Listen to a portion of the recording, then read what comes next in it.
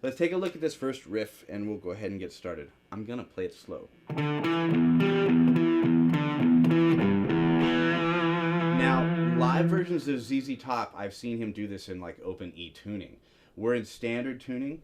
We're not really going to even address too much of the slide element today. We're just going to make this adaptable for every guitar player at home. What you do here is you're working out of a pentatonic kind of a box. And what we're going to think of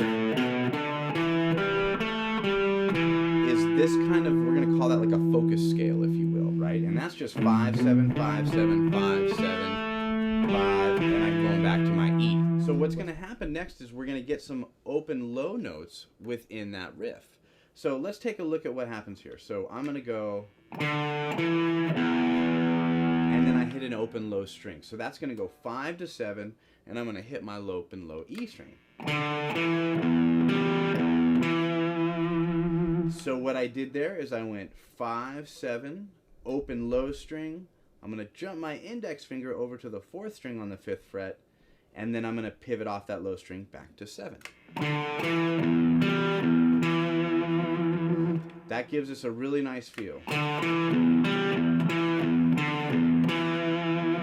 you can see as we keep building the riff in pieces, we're going to keep pivoting off this low string, but we're staying right in the fret space of 5 to 7.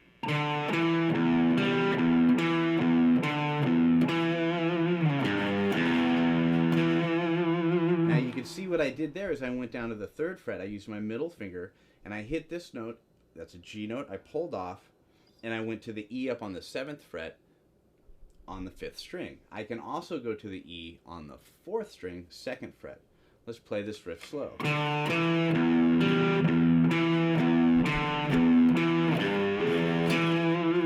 going to turn my body so you can see my picking. I think that's pretty important to think about.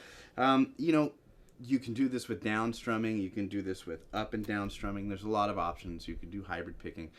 We don't need to get too technical. I will show you the way that I prefer to play this.